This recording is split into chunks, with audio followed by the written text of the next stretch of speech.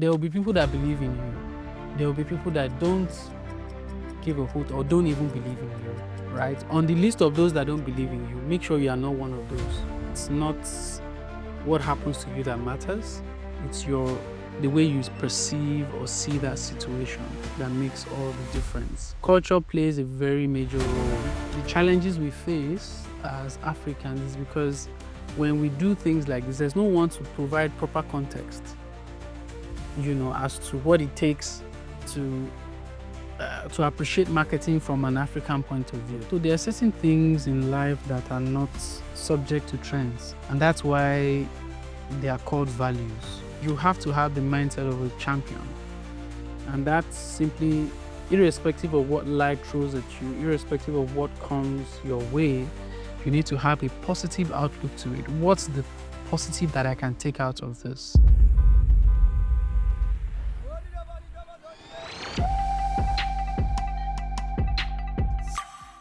Welcome to yet another episode of Stories and Journeys, where we explore the transformative power of learning, growth, and resilience. Join us as we uncover untold narratives and ignite curiosity. Joining us here today is an amazing person, a person with over a decade of experience within the marketing space here. He is generally referred to as a seasoned marketing strategist that has cut the states, across various industries. He's no other person than the business unit director at Acuity, in person of Emmanuel Adediran. Thank you so much for having me. Welcome. We're super excited to have you here. Yeah, it's a huge privilege for me to be on the platform. Fantastic. Thanks for having me. Fantastic. Yes. So just get straight to it very quickly. Okay. Over 10 years, working within the space here in Nigeria. You currently lead the team as the business unit director at Acuity, home to fantastic brands. What has that journey been like for you as a person? Well, it's been a very interesting and unconventional one, I must say. Looking at it at face value, it appears to be 10 years in marketing communications, but when you delve into the details, you would find I've actually had stints of experience across different business verticals, as far as tech development, right, where you are building softwares and all of that. But if I were to reflect on my journey, how did I get into marketing? It was as far back as university. I interestingly didn't study mass communications. Not many people know that. Yes. I studied zoology. Whoa. Yeah, so you see how far Whoa. off it is. But it's what you are all familiar with. Oh, this guy is smart, he should be a medical doctor, and then you apply and then you don't meet the cutoff mark and you don't want to stay at home, so you do a change of course. And that was basically how I got into zoology. However, I think in my second or third year, while on the course, I discovered this flair for creativity, right? I would edit pictures, using available softwares then on my laptop. But that was basically it, right? Just doing it for fun, making pictures, editing, changing color, themes, and stuff like that. And then I think I started marketing, would I say unconsciously? So I used to have this tutorial where I did paid tutorials for my colleagues back then in school, as for those that preparing for exams. Oh, you're the tutor? Yeah, I was the tutor. Okay. Yeah, and all of that. And of course, I had to have the thing running, right, for people to know that, hey, Emmanuel is doing something. True. But then it was basically word of mouth. It wasn't like I did any serious marketing. Got out of school, finished with a first class, and then I had to take a decision. Because at the time, I think if you finish with a first class from Unilag, you're given the option to come back automatically to go for your PhD without having to do the MSCs. But I realized that zoology was not something I was, cut out for. I just needed to make a good grade because I knew from then on, at least it gets you in the door, right? So I turned that offer down and then went into marketing. I started working in a digital company called Internet Multimedia. So that was where I got exposed to graphic designs. I still do graphics now, but not professionally. Graphic designs, video editing, digital marketing. That was how I got into the industry. So shortly after my NYSC, I started working with a small architectural firm at the time, Play in Architecture. So it was an architectural firm that also does building constructing. And you're doing marketing for them at the time? Yes, so I handle the branding, the designs of the different stuff that they do. Back then, when you see properties now, where you have like billboards in front of the site that shows you the buildings, the 3Ds. It wasn't popular then, so that was one of the things that I used to do for that company. So on each of their sites, you would see the final 3D renderings of the buildings that would come up in front of those properties. And for me, it was just being a self-taught, graphic design and branding person. All the stuff I had to do was learning online and trying my hands out on different skills. So for me, my first salary was quite funny, right? I think I was being paid 45K at the time. But the opportunity to express yourself and have somebody, put money behind what you knew you were capable of doing was the benefit for me. But, it was a very interesting experience. And in 1 year, the company got to become the architectural firm of the year in Lagos at the time. We had this Castles magazine feature. There was quite a whole lot of things. We did exhibitions.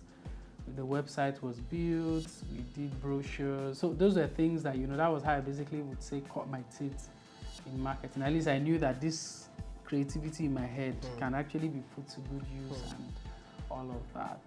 And after, I think about a year plus, I realized that, yes, I'm talented. However, I didn't know what it was like in terms of how the industry was structured, because I didn't have a mass comm background, don't forget. But I just knew that, look, there has to be a more professional way things like this get done. Back then when we go to the printing press, I would see jobs of brands, I'm like, I don't know how these big brands get to do so, but I know that there has to be some, way or some agency or company that handles all of this. And if I'm going to go into marketing, I want to do it at the most professional level possible. At the time, I was already making much more than I was even paid on a monthly basis, running into hundreds of thousands. And then I got referred by someone to Media Reach OMD, so I sent in my CV on their website. Didn't know anybody. I got called for the interview, and that was basically how I got into marketing industry, professionally speaking. And that was in 2014. Yeah, 2014 or thereabout. That was when, after everything, I resumed. And from then on, it's been, how you get in somewhere you didn't know existed, and now it feels like you can't even do anything without, But working in Media Reach gave me that, would I say exposure, right? To also learn, anybody that has worked in Media Reach, it's always, you hear things like this is like the Harvard of marketing comms in Nigeria and all of that. So I started my career in a rather interesting way as well. So I started off as a data analyst, research assistant, working with an Indian boss at the time who was at associate director level. And here I was, entry level, no prior knowledge, raw talent. And sometimes when the guy is talking, I'm just like, whoa, what's this man saying, man? I can't relate, I don't understand what it is, but I'm supposed to work with him. And after 6 months, he would later resign and, moved on. I think he's one of the managing directors of one of the agencies in Vietnam. and now Rakesh Singh. So when he left, everybody just assumed that, oh, this young guy that's working with this guy, was he he has learned everything, he's the superstar when it comes to data. And here I was wondering, young man, I don't even But I had to, of course, think on my feet, right? So what that helped me to do was then to, like they say, I didn't want to fall my hand, right? So I had to double up and learned everything I needed to know or I was expected to know on my own, and that gap was not immediately evident. Of course, I had the help of very senior colleagues that supported and all of that, but that was basically it. And that singular decision to have worked in research and data at the foundational level would turn out to be one of the biggest, would I say, competitive advantage that I had, because I later found out that, when you come in as a strategist, some people are not good with data, they are more on the creative side. And so I sort of had both, skills or competencies that's required to excel at that role. So I was good with data, still learning, and of course I was a creative mind as well. And from then on, it was, I moved from the research unit because I actually requested to move, right? Because I'm like, look, I came here to learn planning and strategy, but you put me in research, which is like the guy in the back of the room. So speaking about the guy in the back of the room, looking at your journey, you've spent, say, 10 years thereabout now, Media Rich. It's some significant growth, on there. What has kept you going? Obviously, yes, research data is fantastic, but looking at you being a business unit director now, which means that there's so much business strategy that also plays in all of those things beyond strategy, from a marketing standpoint, actual business, strategy. What has that been like for you, and what has kept you going, for 10 years in one place? Well, so it looks like 10 years. I was saying that earlier, but in actual fact, I would say I've worked in 3-4 capacities within this 10-year period. So the research is one. I've done consulting. I have done, of course, the core buying and planning and strategy, which we all know. I've been involved in product development, and also digital transformation, right? So for me, it's the challenge of, being in a space where you're doing something different, something new, because I get very bored easily, So for me, while I had contemporaries and colleagues who were doing the planning and strategy, I would often be called to handle assignments outside the scope of what everybody does. And at the earlier stages of my career, it's actually more work, right? Because you're not getting any extra pay for getting involved in those special projects or, assignments, as they call it. But two things it did for me was it helped me keep that curiosity and excitement going, because I'm doing something different from the regular, and I was also learning at the end of the day. And all of these experiences over time has culminated in what has made me the kind of professional that I am, because I would say that my trajectory is not conventional. There's a way the industry flows and all. And even though it looks like I've been here 10 years, I've actually worked in different capacities. So if you're speaking, you want to develop a tech product, I have that experience. Even though I was working within the media agency, network. So it's that excitement, it's that adrenaline rush. You know how the agency and environment can be crazy, and then to have such an experience with extra assignments coming on top of it, right? It's quite a lot to manage, but I think that's really one of the key things for me. Yeah, I hear you say that obviously your mindset also, nurtures or influences or drives you, to pick up, extra activities here and there beyond your normal scope. Yeah. So therefore, what role do you think mindset plays, in shaping a person's, professional outlook? Mindset is everything. If it's not the most important, there's this saying that it's not what happens to you that matters. It's the way you perceive or see that situation that makes all the difference. And as a young professional, it's always important to have a winning mentality or mindset, because when people, especially successful people, when they share their stories, there's always this, it looks like it's rosy all the way. Yeah. But there are also days when it's blue. There are days when you feel like quitting or it doesn't make sense, If you are not mentally strong, if you are not, if your mindset is not in the right place, you could lose it. Either throw in the towel or make decisions that are rash and end up haunting you maybe for the rest of your career and all of that. So for me, I would always tell people that you have to have the mindset of a champion. And that's simply, irrespective of what life throws at you, irrespective of what comes your way, you need to have a positive outlook to it. What's the positive that I can take out of this? Using my example, while I was working, I could feel like, but I have this person, that person that were earning the same salary and they are not being asked to do this extra work.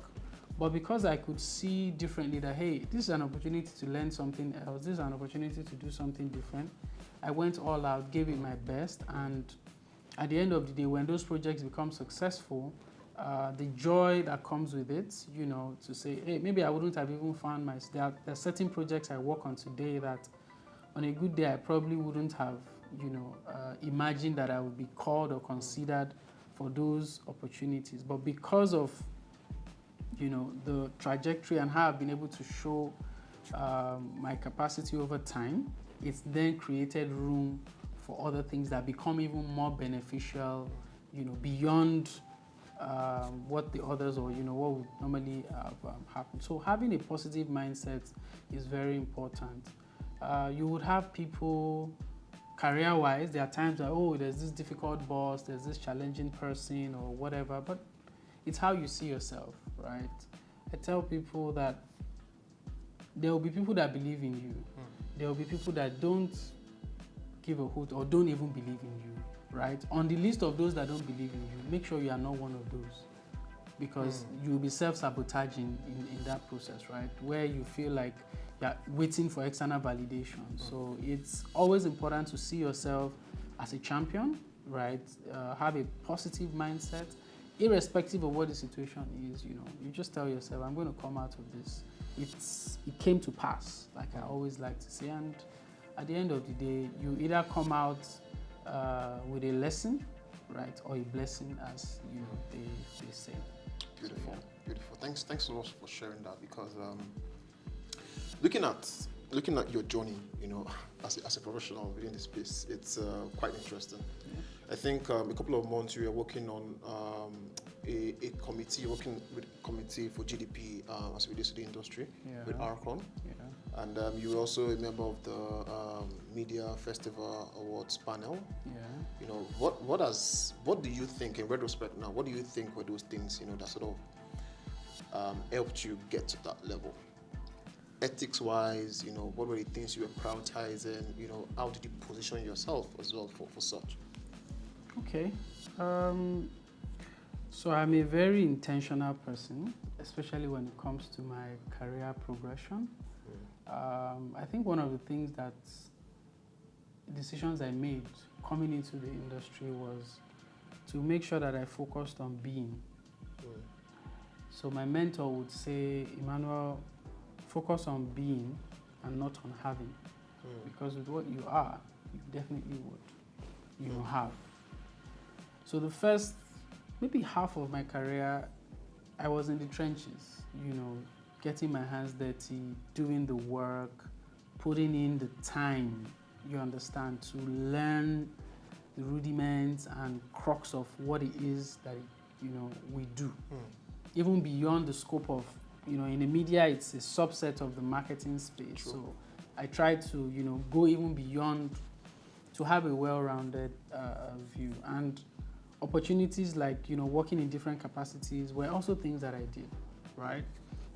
Today, what's happening now, it would appear that in the last maybe couple of years, things have taken a very fast pace. Like they say, before you blow, and all of that. Yeah. But it's a combination of all of those experiences, because you get appointed into committees like that.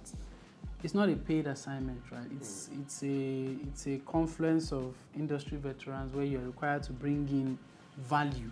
Correct. So if you don't have, or you're not carrying such values, it would only be a waste of time. And next time, probably they won't, And for the international exposures, there's a piece of,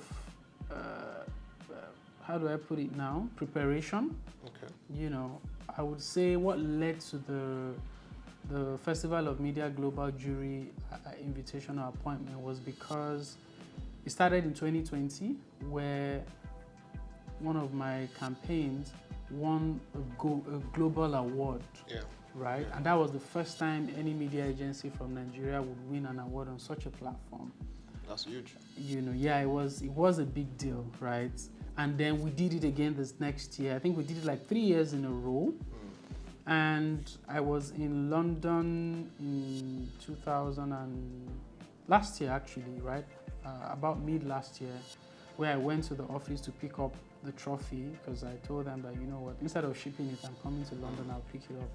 And we got talking, and while I was discussing with the organizer of the awards, Jeremy King, I got to find out that a lot of times the challenges we face as Africans is because when we do things like this, there's no one to provide proper context, as to what it takes to appreciate marketing from an African point of view. Culture plays a very major role. Yes. So we got talking, we discussed, and I was like, that he would really, because from the case studies that won the global awards, he was like, this is, unheard of. They are very unique cases that, in fact, the juries, were hitting over themselves as to, it was, and there were quite a number. And I'm like, there's a lot more from where this came from, right?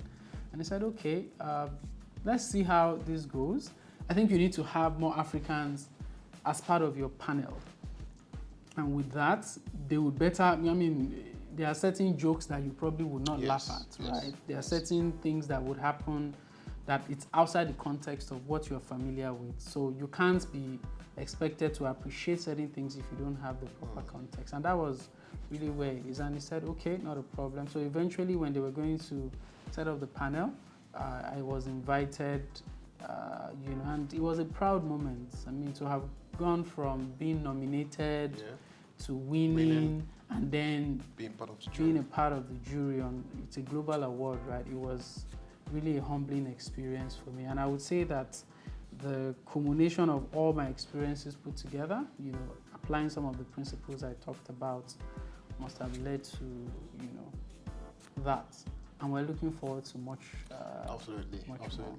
Anyone that knows you in person knows that there's so much more, from where that came from, and it's something I respect. So looking at that, I want to go a step back. Okay. To childhood. What was childhood like for you? Well, childhood was a very interesting one. So I grew up in the northern Nigeria. Interesting. Yeah, my story is always very funny like that. I grew up in northern Nigeria. I was born there actually. Mina, Niger State to be precise. Yeah. Never have thought. Exactly.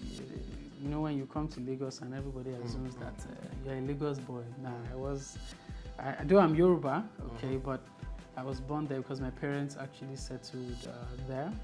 Growing up, it was in a really decent Nigerian family, daddy, mommy, your siblings, and your uncles and aunties, that stay with you and all of that. But I would say one of the things that, has helped shape my outlook in my career was the values that, you know, my parents instilled in all of us. You know, my dad is a hard worker, so you learned the value of hard work, you know, in life. He would often tell you, remember the son of whom you are. I mean, you know, all Nigerians, we live the same life somehow, right? He'll tell you, remember the son of whom you are, always be contented with whatever it is that you have.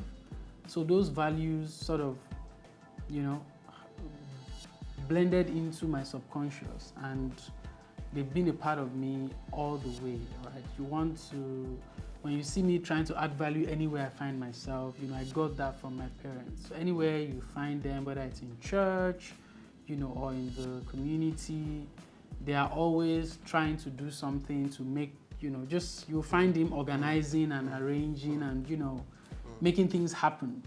You know, we didn't have a dad or parent that kept to themselves. Oh, this person, you are Mr. Susan, they will correct you, you know, right there on the spot, and it's not because you are their child or not their child. There was no demarcation. Everybody was a child as far as they were concerned, and they wouldn't hesitate to, you know, give a piece of their minds. And disciplinary upbringing was also that. Some people used to think my dad was a military man because he always had, you know, this clean shave and all of that. But those are values, you know, growing up in such an environment. I went to NECO, right now, called NECO now. My primary school was in NECO. It used to be MBEM at the time, National Board for Educational Measurement. Then secondary school, I went to Federal Government College in Mina, boarding house. Of course, you had to learn. You know, if you didn't go to boarding house, you just it's obvious. You know, and from then on, I got admitted to University of Lagos. So that was how I became a Lagos guy, even though we would normally come to Lagos for long vacations because we had extended families, aunties that, you know, were based in the south. But yeah, that's basically the journey growing up from childhood. Beautiful, beautiful. Something struck me when you spoke about, you know, the upbringing with your parents. Your dad is a hard worker, you know. Do you still think that that level of hard work is still required in this dispensation, you know, to gain or garner success? So there are certain things in life that are not subject to trends, right? And that's why they are called values. So when something is a value, it's not subject to change with the weather, as they say. Hard work, as with anything in life, is one of those values. You have to be willing to put in the time, right? Whether it's in media, whether it's in content creation, whatever the field of endeavor is, right? That ability to stay, get your head in the ground, do what you have to do, when you have to do it, the discipline required, I think it's non-negotiable. You know, what hard work means today, of course, might now be interpreted differently. It can mean sitting in my house for 18 hours designing in the comfort of my room, right? It can also mean being on the streets, knocking on doors, trying to drive sales or whatever. That can then, but of course, I think I would interpret hard work as giving what you need to do, what it takes, right? That required input. There's no, I know we're in 2 minutes Indomie generation. We want it now, fast phone, smartphone, this and that. But you have to give it, you know, what it requires or what it takes. So whatever that is, it might be doing what you love, maybe shooting content or producing stuff, dancing and all of that. But it's just, you know, we see it every time. The likes of your Ashakers, the Burna Boys, they are all celebrated globally today. But if you sit down to hear their stories, there were days where they slept in the studios. There were days when they were upcoming and nobody believed in them and all of that. So it's something you have to, and even when you get into the limelight, maintaining that presence also requires a lot of work because nobody's waiting for you, right? You sleep, you're off. The audience move to the next person and all of that. So for me, I would say hard work is relevant irrespective of the generation or context or situation. You would always have that. required. Sweet. Thanks a lot for sharing that. That makes a lot of sense. So, I mean, if you're out there, looking to grow your career, you're not sure where the next meal is going to come from. There's value in hard work. There's so much value in hard work. It could be, you shooting content. It could be you, trying to put together a proposal. It could be you dancing, you going to the gym. Whatever it is, hard work is really, really important for you to get to where you need to go to. So yeah, Emmanuel, I also want to check in with you quickly. When you look at the landscape, in Nigeria or Africa as a whole, where do you think marketing is at? What are trends, to look out for? And are there any challenges? Are there solutions? I think maybe a way to look at it would be to sort of look at the piece you put together, the work, the amazing work you guys did with Arcon.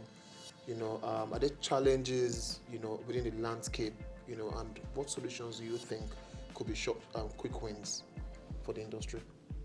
So I would start by saying that the industry has come a long way. With the recent, would I say, successes we have recorded, especially in the last 3-4 years, in the global scene, the recognition, we have come a long way, but there's still a lot to be done. And what do I mean by we've come a long way? So take, for example, the Cannes Young Lions or Cannes Lions, Festival of Creativity. When I started my career, that you just got to attend was the big deal. So Africans, Nigerians, we just go there to tick attendance. Oh yeah, we're here. We come back again next year, smile, dance, and all. But we didn't hear about winning awards. You would never even, it wasn't something that registered, with the ecosystem. But as the years evolved, we started having representations, starting with, having presentations at Cannes, exhibitions there. From then on, we now have African, leaders in the industry, of course, being jury members, on the panel of the jury in Cannes. And for Nigeria last year, we got our first, trophy. And from there, it can only get better. True. So we've come a long way. But in terms of the challenges that marketing currently faces today, it's been an age-long, challenge. It's the access to quality, timely, and actionable data. It's pervasive, right? It almost never goes away. While we have made, significant progress in that regard, there's still a lot that needs to be done, and it's not just a marketing problem. Yeah. I think it's a general thing in Nigeria or Africa, where access to the body language or attitude to data, is because it's not like the data is not there, but is it being collected? Is it being analyzed? Is it being, is there a thought or strategy behind that? Another challenge would be this siloed, would I say, mentality, where we're not as collaborative as we should be. And for data to be made available, there has to be that level of collaboration. Or this, I better pass my neighbor, I have my own, this is my own thing, this is my own space. Yeah. So when you have data sitting in silos, it almost doesn't benefit anybody or the entire ecosystem, because at best, you're only able to get a piece of that pie, and someone else has a piece here, a chunk here. If we could collaborate and bring everything together, it gives us a better picture, of what the entire outlook or the entire landscape should look like. But I have mine here, I'm sitting here, trying to make the best of it in my own little way. We're not collaborating as we should. And even in the project that we did, there were, challenges with data gathering, And like we said, it's not perfect, but at least the fact that we now have the first of its kind, a report that attempts to give a generic overview of what the entire marketing communication space is valued at and what it contributes to the economy, right?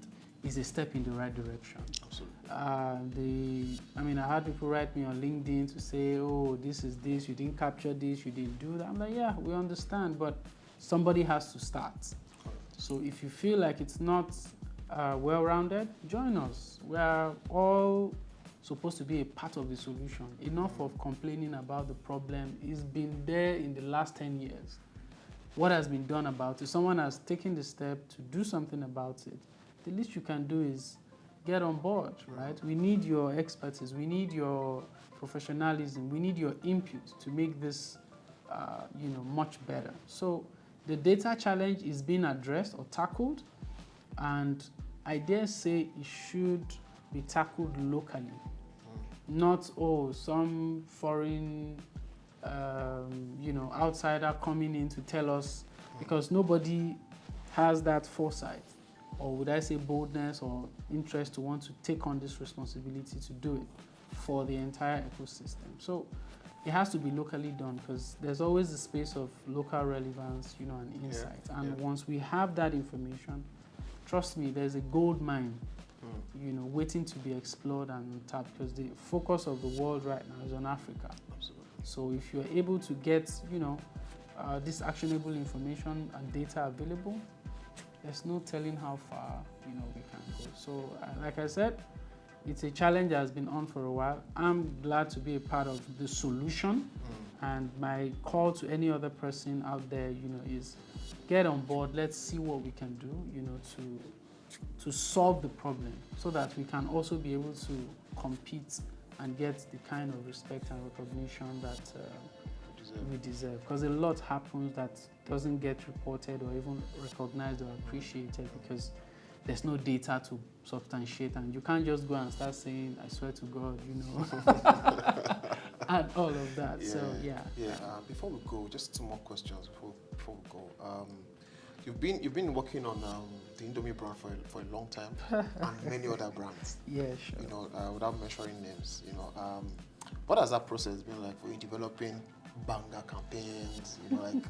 like amazing campaign that resonates. For that young boy, that young girl, in the university room, the lecture room now, watching this video and wants to become a professional like you, a marketing strategist like you, a well-rounded marketing professional like you, what's the process like? Can you educate that young boy, that young girl, on how you've been able to come up with amazing campaigns year on year for such a big brand? Well, it's a function of many factors, right? Because for a campaign to be successful, there are multiple stakeholders involved in that process. However, I think the joy for me is seeing those ideas that were cooked up in the conference room, brainstorming sessions, PowerPoint slides, and all of that, play out in real life and make a difference in the lives of the consumer. But beyond that, grow the business, and you can see the tangible results, of those ideas coming to life. That's a feeling that you never can get enough of, right? Launching a brand from the one that nobody has heard about it or seen it, and today it's become a household name. There are several of them, the Munchies, the Hypos, the Powers, the Kellogg's, and and when challenges also come, how you're able to, walk around the solution, see it play out, and achieve or even exceed the intended result. That's a feeling that never goes away. And to be honest, to young people out there, I would say just have an open mind, okay? There are times when, like I said, I didn't even know that marketing, there was such an industry before I came in. Yeah. Like, I had no idea that there was such an industry. But on coming into the industry, I'm realizing, oh wow, I can't even imagine what I would have done, outside of this. So if you're young, you're out there, you want to become a marketing professional, I would say reach out to people that are already ahead of you, okay? One of the things that I appreciate that Tim is doing right now is a platform like this, because for most of us in marketing, right, we just want to do our work. We just want to face the work, do what you have to do. There's this humble mindset that, I'm not there yet. Maybe when I get to the level of the OGs, I can then begin to. But the truth is, there are people already where you want to be. Feel free to reach out to them. I'm not guaranteeing that you will get a positive feedback or response, but there's what I call remote mentorship, which I do a lot, right? If I mention the names of my mentors and coaches and people that I learned from, it's a long list. Some of them we've never met one-on-one, right? However, I follow them on relevant platforms. I get to glean from their knowledge and experience. If they have a book, I go get that book. If they are speaking at an event or they spoke at an event, I try to see if I can get my hands on it. Because for a lot of people that are high flyers and successful, it's not practically possible, to say I want to mentor every single person that looks up to me and all. But on my own, if I am well driven, I can grab the knowledge and experience to a very large extent, and then, of course, apply that to my own context, because not everybody's journey is the same. True. I came from a science into this. Someone else is probably coming from mass communication, another person from engineering. It's not compulsory that you have to follow that, but take what you need, filter out whatever it is you don't need, adapt it to your personal journey or self, and give it your best, because don't also lose yourself in the process. I'm very particular about the individuality of everybody's journey, so that I want to be like you, I want to but why not be yourself, right? Be the best version of yourself. You can take inspiration from me, you can learn a thing or two. Your journey can be faster. You don't have to spend 10 years to have, like I do a lot of leaning on the shoulders of giants, right? Where I've gotten to in the past 10 years, will probably have taken some other persons much longer to get there. And I feel that sense of responsibility that those coming behind me have to also be able to achieve what I have achieved and more within a much shorter period, because they probably wouldn't have made the mistakes I made that slowed me down and all of that. So it's really about being intentional about your journey, have an open mind, be driven, be driven. Life is not going to wait for you, life is not going to wait for you, and have a set of values that you dedicate and commit yourself to and follow. And these values, they are consistent across board, right? Like I said, it doesn't change. Whether you are in banking or marketing or wherever it is, it's, it doesn't change. So if you are willing to put in the work, the sky is just the starting point. Brilliant, brilliant. I know we said just 2 more questions, but I had one more to it before we go. So you spoke about something which I think is very critical, losing self. How would you define self-awareness? Well, that's a very interesting question. For you to be self-aware, it means you need to first understand who you are, right? You need to have a sense of identity for you to know, okay, I'm losing myself, or, all of that. And while I wouldn't want to go too deep into that, I think what's key are guardrails for you to understand that as an individual, you are unique in your own way. You are special, right? There's value and worth that is associated or attached to your life as an individual. Irrespective of what you are seeing today or what it looks like, right? There's value. The fact that you're still breathing means the Creator, God Almighty, has a reason for you. Not everybody finds out that purpose at the same time or early, but the earlier you find it out, the better. And it's not rocket science. You actually can if you are determined to find it out. Sadly, not many people do. They just get into the motions of life, keep scrolling by and by, jellyfishing all around as the waves and trends go by. But beyond that, like I said, if you have this core, what I call convictions, that there's value associated with my life, it then guides the subsequent decisions that you would make. You know, it's not until you have or become, you understand, a celeb that you need to have become that celeb before it catches up with you. More like, you know, the success, the success and the picture of it starts from inside before. So when you know who you are, your value, the value that you carry, going into your everyday life, you are intentional. You know, when you know who you are, that knowledge helps you in making choices very easily. You know, if, for example, right, you know that you are called to swim. Yeah? If I come to you with a V6 engine and say, Tim, you see this engine is, already you know the guy. It's nice, it's a W14 or whatever, but I would rather be speaking to a John Holt for, you know, 5 horsepower, blah, blah, blah, because it's not fit. Does that mean that engine is not good? It is good, but relative to where I'm headed, my own design and build, it does not work for me. So you know when to walk away and what to walk away from. Because some opportunities, it doesn't have to be bad and good sometimes. It might be good to great. It might even be great and you know what?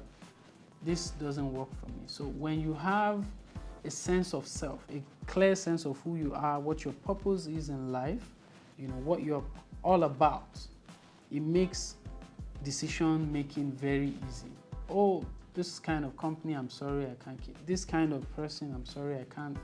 You are nice, I appreciate you, I like you for who you are, but you know, it just can't work. So don't even bother. It's not about you hating or it's just you know what works for you, right? And you stick with it. At the end of the day, we are all, how many billion people in the world?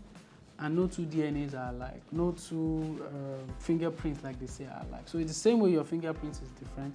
It's the same way your life journey, your experiences and opportunities cannot be the same. So you would be remiss to be using another person's life or journey to benchmark yours. Oh, I have to be married at age 30. I have to have done this. I have to have done that. Maybe your journey is different. Some people got it much earlier, some much later, and so on and so forth. But once you are able to understand where you are at peace. You are not under pressure, like a lot of young people are putting themselves under pressure today, right? You are not under pressure. You just are comfortable and confident in yourself, well enough to wait for your own time, and then, of course, you know, your sound and tune and all of that is super different. So I think that's the role self-awareness plays. Everybody actually would benefit from doing that and getting it right. Beautiful. I think it's a very good place to leave it, actually. I want to say a very big thank you to you, Emmanuel, for your time. Thank you. It's been quite insightful, you know, listening to you and learning from you today. And to the viewers, if you're out there, you know, still struggling with what to do with your life, just take a deep breath, find yourself, find what works for you, you know, and try to ensure you work hard, work smart, and the sky will definitely be, you know, your starting point. There's so much space, you know, for the birds to fly, like they say. Please feel free to share the video, like, and subscribe. Share the word with your friends, family, and loved ones.